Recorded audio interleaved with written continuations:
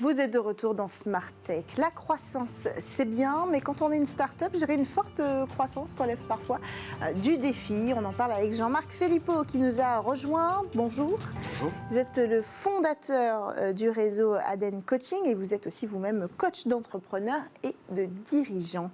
Alors aujourd'hui, vous êtes venu nous donner quelques clés pour ne pas exploser en plein vol quand on a la chance de connaître une forte croissance. Absolument, parce que imaginez que vous soyez, par exemple, vous-même à la tête d'une belle start-up de peut-être 30 employés déjà, ce qui est déjà une fort belle réussite. Oui. Et puis qu'un an plus tard, vous ne soyez non plus 30, mais 100.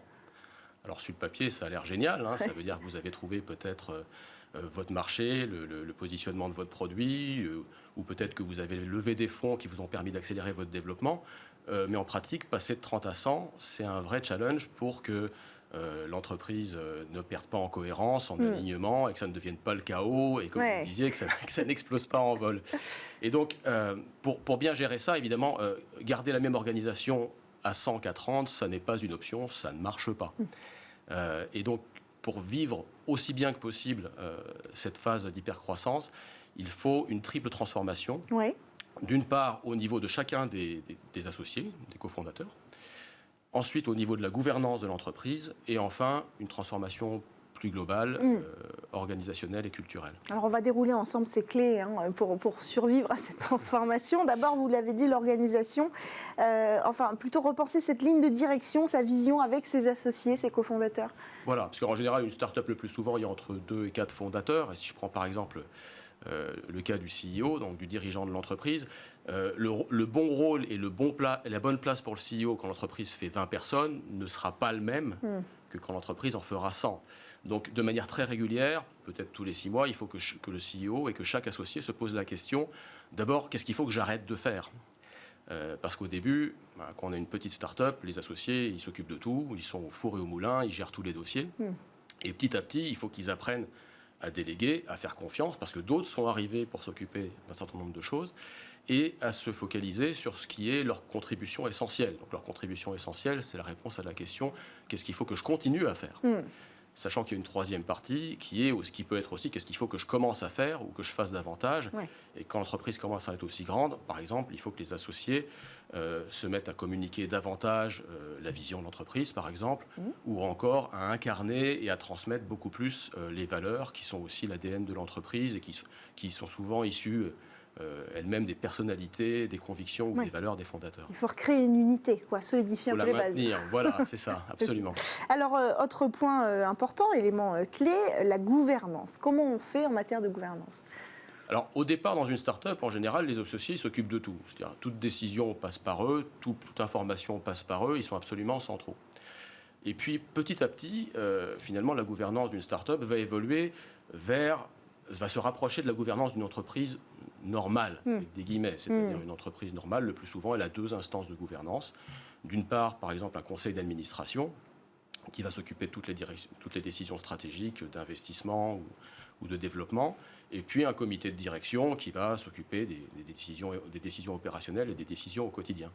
Donc cela, concrètement, ça va vouloir dire que l'équipe d'associés elle va s'ouvrir de 2 manières. D'une part, donc le board ou le conseil d'administration, qui en général va comprendre au bout d'un certain temps les associés, mais aussi peut-être les représentants des fonds, si l'entreprise a levé de l'argent, ou peut-être un administrateur indépendant.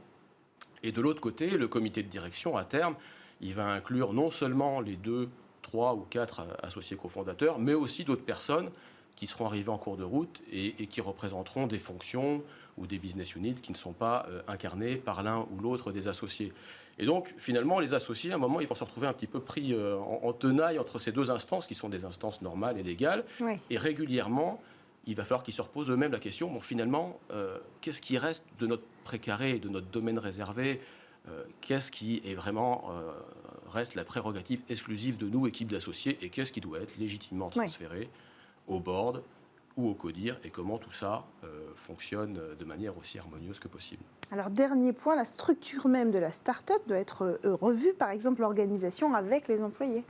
Voilà, parce qu'au départ, l'organisation d'une start-up de 20 ou 30 personnes, c'est souvent très intuitif, très implicite et très basé sur les relations.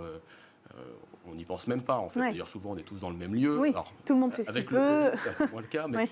Oui. Et donc, il va s'agir petit à petit d'aller vers une organisation un petit peu plus structurée et formelle. Je dis bien un petit peu plus. Il ne s'agit pas, évidemment, de passer d'un extrême à l'autre. Il va s'agir finalement de trouver le juste équilibre entre structure, parce que s'il n'y a pas de structure ou de colonne vertébrale, comme vous disiez, ça va exploser en vol, entre structure et agilité. Donc il faut mettre des process, par exemple, mais pas trop, sinon on devient une espèce de gros paquebot et on perd ce qui fait l'essence de la start-up, qui est justement cette agilité. Alors ça peut passer par le bon dosage des process dans toutes les fonctions de l'entreprise, et ça va aussi passer par des recrutements par exemple de profils ayant des cultures ou des préférences comportementales différentes.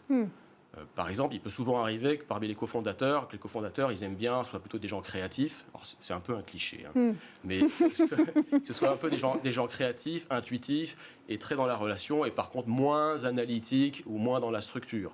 Et en même temps, à un moment, il va falloir rentrer des personnes câblées comme cela, donc câblées différemment, et faire en sorte que ces différences de profil, de personnalité, deviennent une puissance et non pas un inconfort ou une source de tension. Donc voilà les 3 niveaux qui, s'ils sont traités suffisamment tôt, permettront de gérer la croissance de votre belle start-up aussi harmonieusement que possible. Alors un dernier mot, on parle de start-up, on parle toujours de l'âme des cofondateurs. Il n'y a pas de risque qu'elle se perd avec toute cette organisation?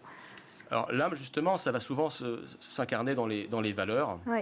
Parce que les valeurs, en fait, pour de vrai, d'une start-up, ce sont les valeurs des cofondateurs, ce sont leurs croyances, ce sont leurs névroses aussi, parfois. Mais c'est vraiment l'ADN, mon expérience, c'est que l'ADN des startups en termes de valeurs est directement connecté à celle des cofondateurs et à leur histoire. Merci beaucoup Jean-Marc Philippot d'avoir pris le temps de venir aujourd'hui nous donner quelques clés dans ce rendez-vous coach startup qu'on a installé ensemble, fondateur du réseau Aden Coaching et coach d'entrepreneurs et de dirigeants. C'est la fin de cette émission. Merci à tous d'avoir suivi votre émission Smart Tech pour aujourd'hui. On se retrouve demain et je vous donne un petit avant-goût de ce que vous allez découvrir. On va découvrir ensemble un nouveau procédé qui pourrait bien révolutionner la fabrication même de nos smartphones. Et ça pourrait avoir même un impact sur le prix de nos smartphones quand on les achètera demain. Et puis, on parlera dans le talk de WePub, ce dispositif de la loi climat qui prévoit de ne distribuer des publicités papier qu'aux volontaires, qu'à ceux qui auront fait la demande. Un test grandeur nature sur 15 villes doit être mis en place. Il est reporté. On va voir ensemble tous les enjeux de ce nouveau dispositif autour de la publicité papier, la publicité digitale et la transformation que ça va impliquer. Alors on se retrouve dès demain sur Bismart. Bonne journée.